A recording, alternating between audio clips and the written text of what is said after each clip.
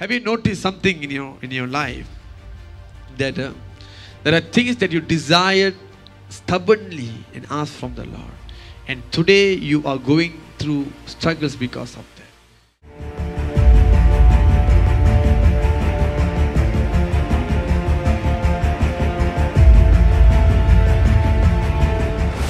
Evil desire. See, evil desire is written that therefore put to death your evil desire.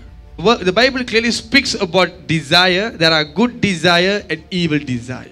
Hallelujah. If we don't put to death our evil desires, it will destroy us. When we have a wrong desire for our life, God will try to warn us over it. But then when we don't change our mind, He will give it unto us.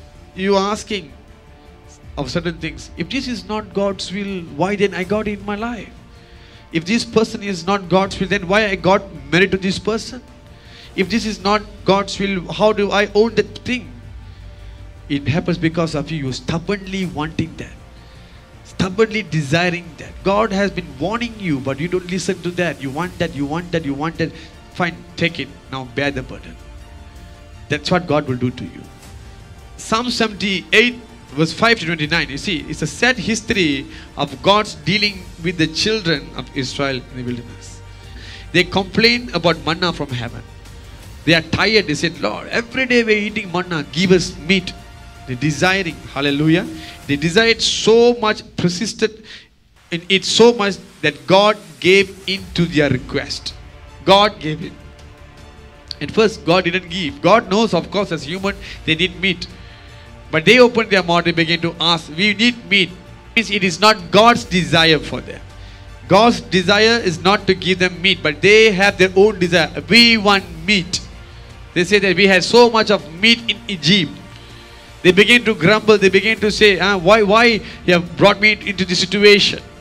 They began to grumble. For example, someone brought you for a treatment. They gave you treatment, and they paid all your treatment expenses, everything. You were in the hospital, and now you're at home. But then you have to be at home for 2 weeks for bed rest. Because you are being locked down in your room on the bed, you're so frustrated. You're asking, why did you brought me for this treatment? Why you get me into this? Now I can't even move anywhere. It sounds ungrateful, isn't it? That person did for your good. But you are questioning back, rejecting that person again. That's how they did to God. God saw that they were suffering in Egypt under the slavery and the bondages, and God set them free. And now they're asking, you should have just let us in Egypt to eat the meat. For meat's sake, you want to go to Egypt. Because of the burden, God brought you out. And you, for the sake of meat, you are selling God again. This is what's happening in our life too today. Hallelujah.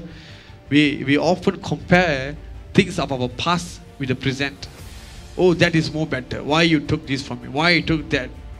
In order for you not to say that in the future, sometimes God gave you what you desire, so that you will know the taste of your own desire. As I told you earlier, God does not lead your life as a robot life. Do what He wants you to do. No. You must know that your desire is on. Few times God will allow you to go through your own desire so that you will give in to His desire for your life. The meat that they asked was not sinful.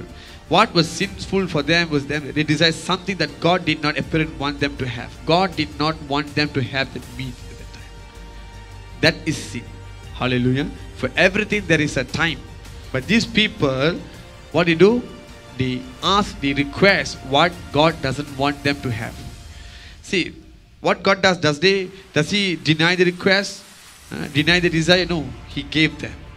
Verse 29, it says that, so they ate and they were filled, for He gave them their own desire. God gave them what they think that they need.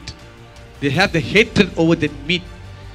For 30 days non-stop, God said, I will give you meat until you feel so disgusted with that meat. Now God is actually giving them a punishment here. God is actually giving them you ask for it, so you bear it. That's what it means. Hallelujah. See, not 1 day, not 2 days, not 5 days, not 10 days, not 20 days, but 30 days. A whole month you'll be eating this meat. Until they feel they don't want that meat anymore. Because they crave for it. They want that. They want it so much. So God said, I will give you what you want. But you have to go through this. Hallelujah. This is what happens when we stubbornly ask for something from God. Have you noticed something in your life that there are things that you desired stubbornly and ask from the Lord, and today you are going through struggles because of that. You are living a life of regret because of it. The very thing that you desired for your life has become a great burden for you now. There's no way of taking a U-turn. You can't take a U-turn now. Hallelujah. You feel that that's the first thing that you desired in your life. But you desired that was the most beautiful, the wonderful. And you feel like you are so blessed. You would be so blessed to have that. And now you already have that thing in your life. You feel that you are the most cursed person on this earth. Why it happens? Desire. Desire the right purpose. Don't desire with the wrong purpose. For that will destroy your life. Don't let your own desires to destroy you. Sometimes you got something, you buy something, now it end up to be a big burden for you. You saw people have that, you too want to buy that. You spend so much on that, it's on repair all the time. Why? Because of your desire. Be patient. What you need, God will bring it unto you. Don't rush unto that. God knows your need. He is your creator. So be careful on what you desire in your life, because that can change the destiny of your life. So it could be a property or career. Be careful on that. Hallelujah. If God is not in what we desire, it will be a curse for us. Sometimes some people desire what is sin. So in the beginning of the sin, when you have the lustful desires, God will warn you, God will stop you. But you persistently want that, God said, okay, go and have it. Go and have it. In other words, God has forsaken the person. God has forsaken them. Like the Sodom and Gomorrah, what happened to them? God forsaken them. They were destroyed. So you are spared for the day of judgment. That's what I can tell you. When God keep on coming telling you, no, don't do this, this is wrong, this is not right, it means God loves you. True or not? He doesn't want you to get into the pit. He's trying to save you. But here, what happened is this. When God forsake you, there will be no one to stop you. No one to warn you, to rebuke you. It means you are forsaken. That is the greatest punishment, I'm telling you. Greatest punishment for you. If your earthly father stop talking to you, stop correcting you, it means he's not loving you anymore. That's what it means. You say you want snake, go and take it. Go and take it. If it bites you, you bear the pain. If you're going to die, you have to die. Can't do anything.